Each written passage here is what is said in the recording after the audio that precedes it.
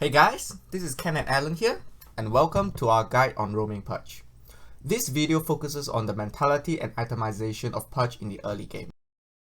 But before we start, I want to show you guys a trick that every Pudge player should know. The trick that I want to show you guys is the hook trick.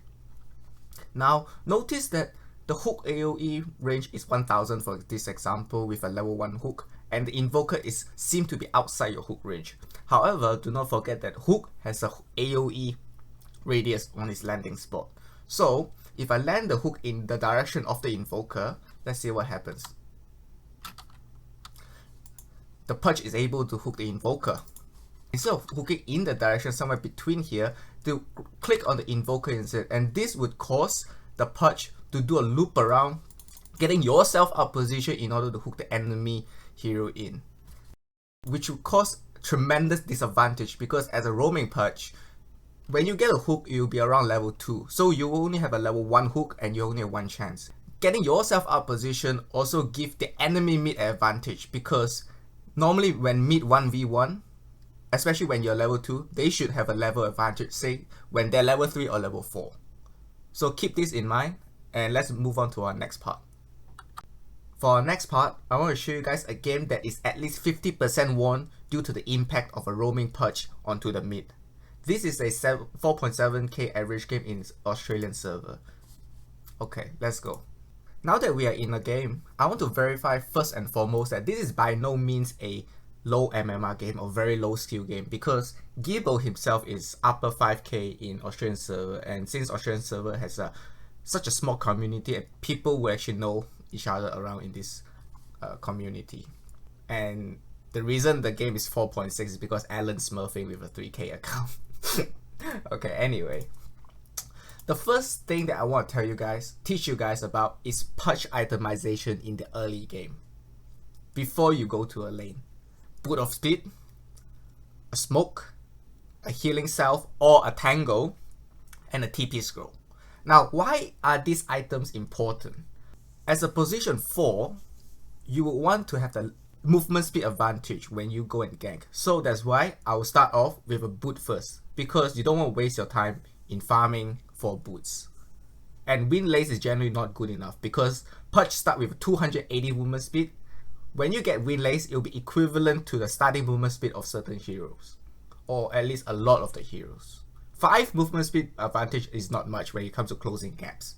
Smoke is used to able to gank mid, because you never know whether the enemy mid support is warding their mid for them. And you don't want to waste your time just camping around and waiting for them to push into your lane before you can go and catch him out of position. With a smoke, you're able to gank him even when he's on his side of the river. Well, I mean, not under his tower, or when the creep is fighting each other in the river spot. A TP scroll is especially useful when the other teams decide to get close to your tower or decide to harass your allies, for example an offlaner, under your own tower.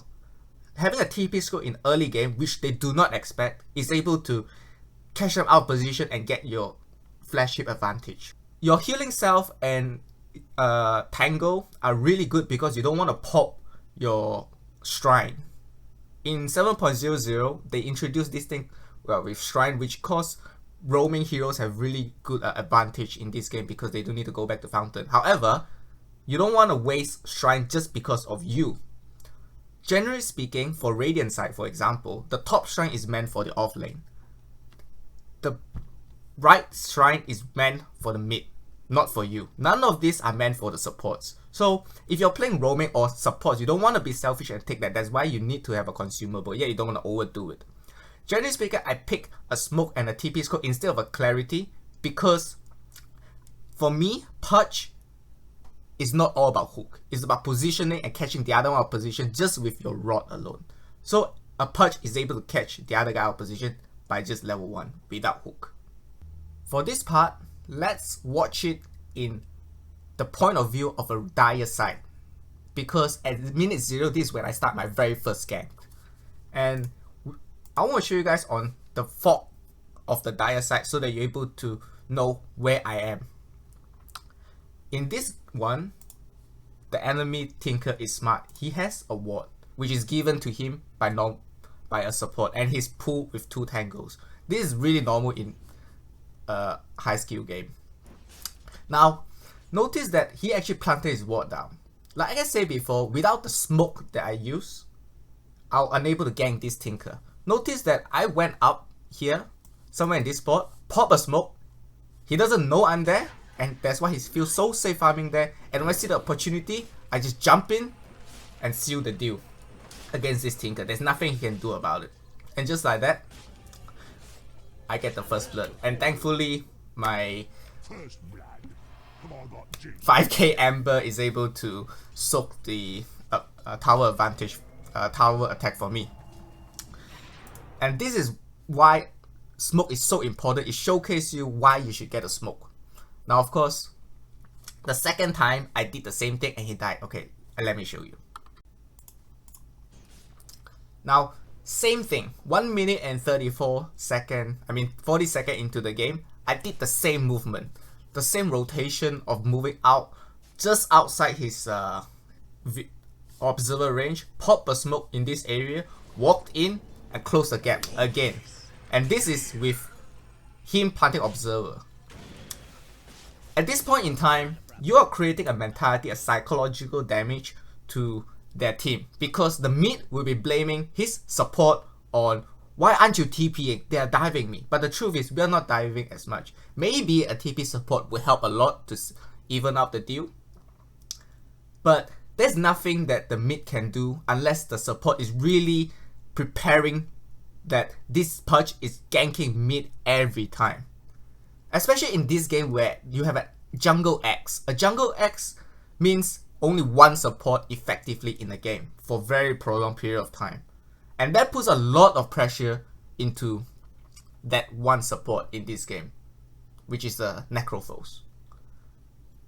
And knowing that my offlane is the upper 5k player, there is no way that he will not use the level advantage that he gets from lane to snowball and pressuring the safe lane position 1. In this case, it's literally a win-win scenario, because you're forcing the guy to either lose out on his jungle, come out and to intimidate us, or the support going mid miss out getting the position 1 pressure, or the position 5 just stick top and the mid dies. Just because I do the same thing, the smoke rotation, walking outside of his observer range, go in and seal the deal for it. Now, the next part I want to show you guys is the item choices that I made as a roaming Pudge. Normally, you see Pudge who doesn't want to get ward, doesn't want to get D-ward, they only want to get they want to get their core items. For me, Pudge is all about capitalizing the vision that you have. The more vision you have, the less vision enemy has, the more terrifying you will be.